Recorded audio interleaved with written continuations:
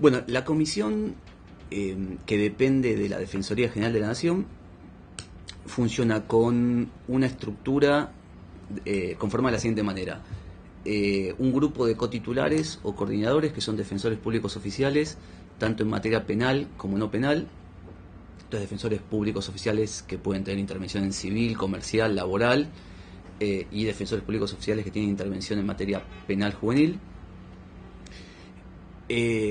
Coordinadores o cotitulares que además de que somos defensores oficiales y que trabajamos en nuestra propia dependencia, trabajamos además como coordinadores o cotitulares de esta comisión. Y además la comisión cuenta con una plantilla de personal propio que depende de la Defensoría General de la Nación, integrada por empleados con alguna mirada específica en materia de infancia y adolescencia, que son abogados, trabajadores, hay una trabajadora social, hay una psicopedagoga, y que también trabajamos en coordinación con los peritos o el cuerpo de peritos de la Defensoría General, que está integrada por médicos clínicos, psicólogos, psiquiatras, que también los utilizamos a ellos para hacer las visitas, para tener una mirada específica e interdisciplinaria cuando hacemos monitoreo. Pero la comisión funciona con esa estructura de coordinadores o cotitulares, el personal específico o efectivo de la comisión, y nos organizamos a través de monitoreos de dispositivos juveniles. Monitoreo que es de dispositivos penales juveniles o dispositivos asistenciales. De ahí entonces que el trabajo esté bien marcado en lo que tiene que ver con la mirada de los defensores públicos oficiales en materia no penal, que son aquellos más encargados de monitorear los dispositivos asistenciales o de protección, que pueden ser hogares terapéuticos, comunidades terapéuticas, etcétera, y los defensores penales juveniles, que nos encargamos de hacer los monitoreos de los dispositivos penales juveniles. Hay dos tipos de visitas que hacemos en la comisión, que serían las visitas oficiales y las visitas de seguimiento. Las visitas oficiales serían aquellas más protocolares, en las que están encabezadas por los coordinadores o cotitulares y vamos con el personal de la comisión y hacemos visitas. Obviamente son todas sin previo aviso, pueden ser en el horario diurno o vespertino. En algunos casos hemos hecho visitas nocturnas en algunos lugares. Una vez que hacemos todo el monitoreo del dispositivo, esto es lugares de alojamiento, la escuela, enfermería, lugar de los empleados de seguridad, cocina, patio, o sea, hacemos una inspección integral del dispositivo. Después tenemos entrevistas, digamos, confidenciales con los chicos alojados, con el personal de seguridad, con los operadores, con los directores.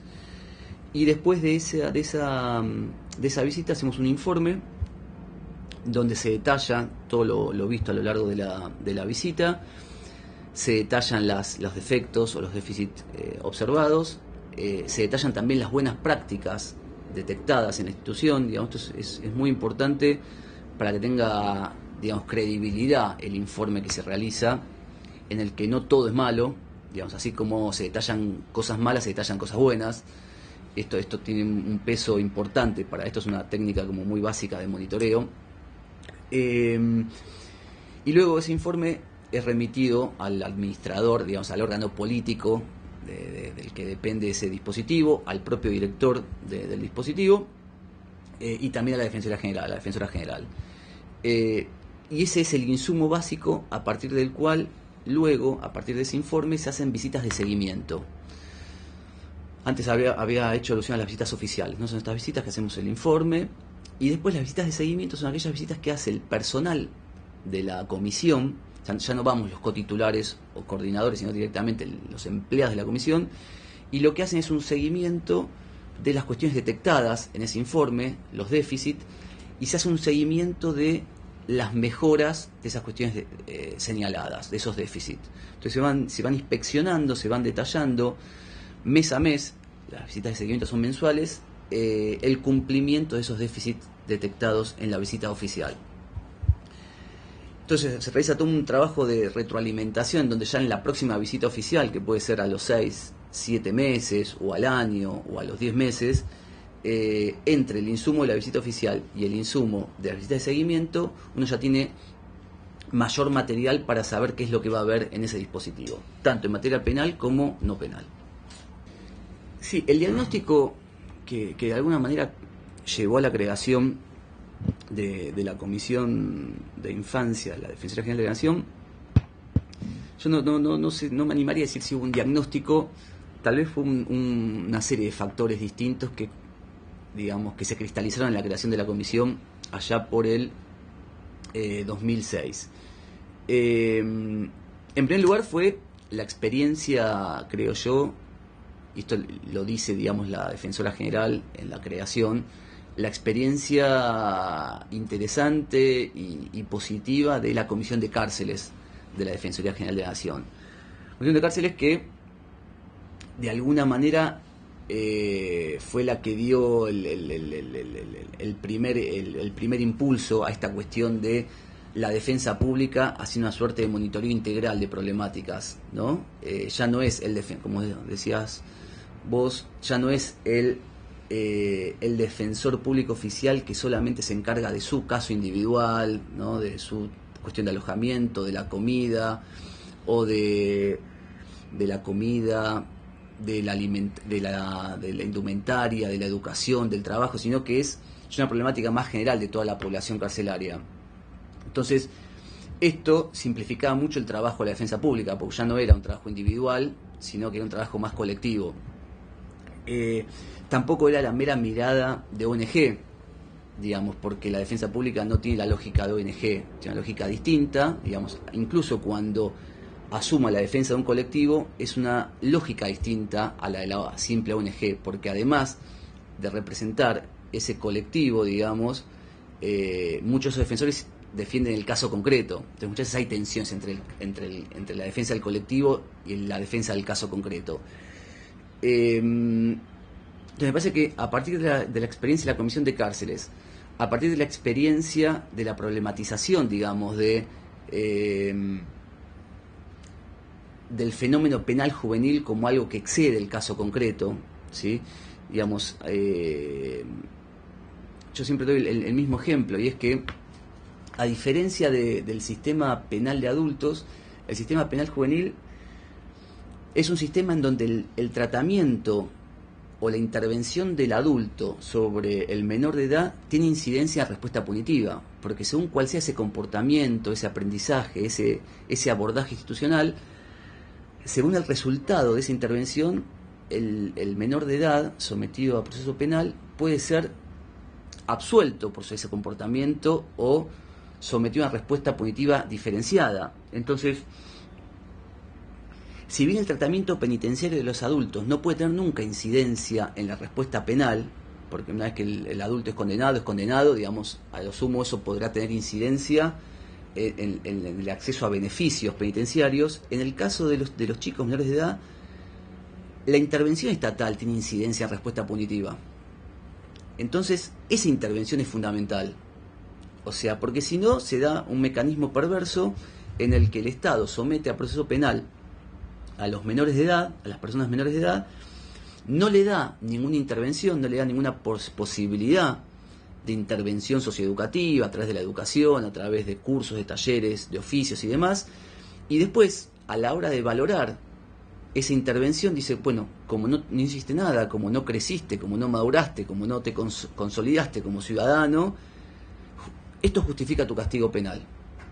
Con lo cual es el propio déficit del Estado el que habilita a la intervención del castigo penal, justamente por una actuación perversa o digamos, omisiva del Estado. Entonces, en función de la experiencia de la Comisión de Cárceles, en función de esta cuestión, esta problemática específica del régimen penal juvenil, y yo creo que también en función de una política muy fuerte de la Defensoría General de la Nación, vinculada a la protección de los colectivos vulnerables. Digamos, no es casual que uno pueda hacer todo un itinerario de la creación de programas y de comisiones de la DGN, en donde comienza la Comisión de Cárceles, la Comisión de Niños, después aparecen programas de problemáticas sociales, la Comisión de Migrantes, la Comisión de Neuropsiquiátricos, digamos.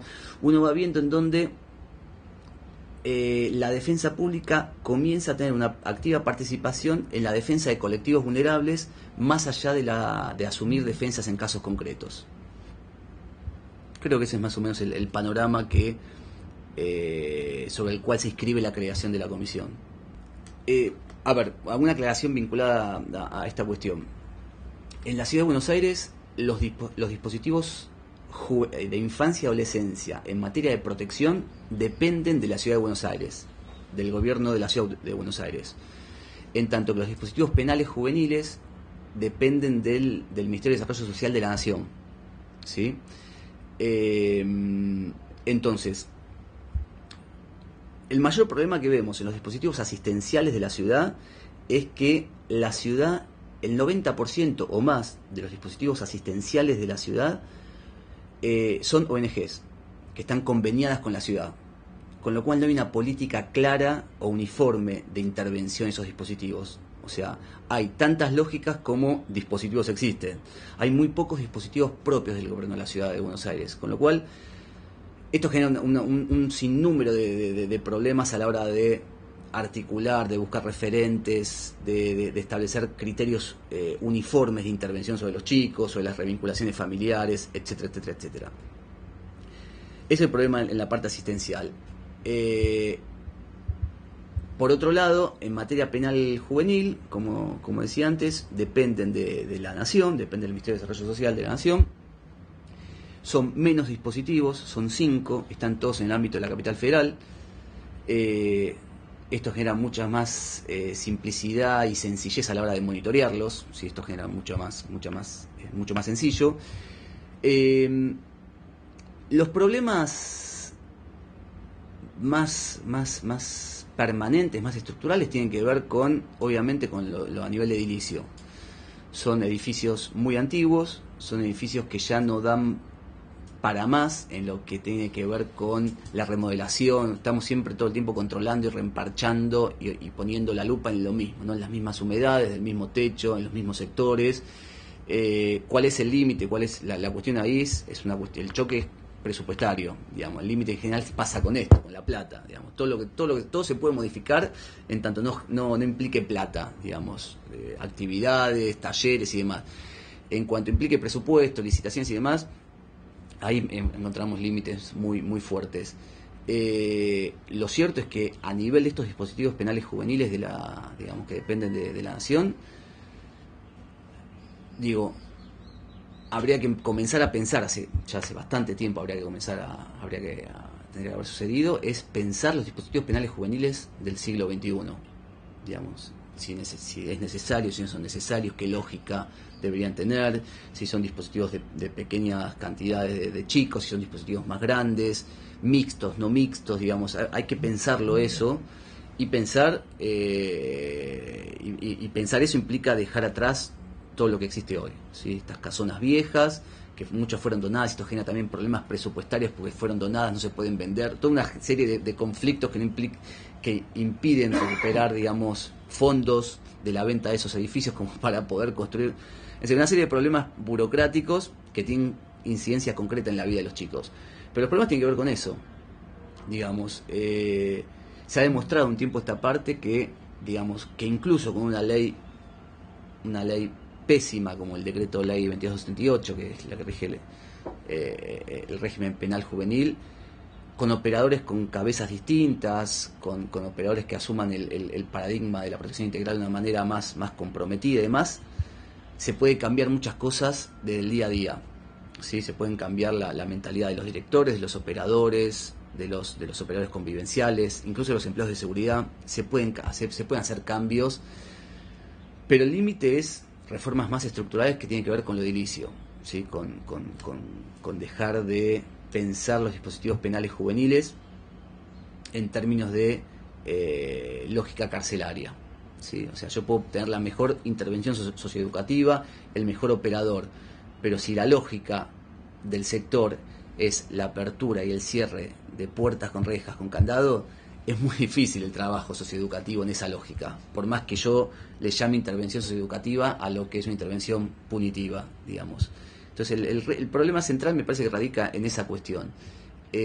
No obstante lo cual, obviamente siempre se puede mejorar la vida concreta y del día a día de los chicos, con un montón de situaciones, pero yo creo que la gran apuesta y el gran límite que tenemos de un tiempo a esta parte es pensar edificios nuevos, lógicas nuevas, arquitecturas nuevas para pensar la vida de los chicos en contexto de privación de libertad.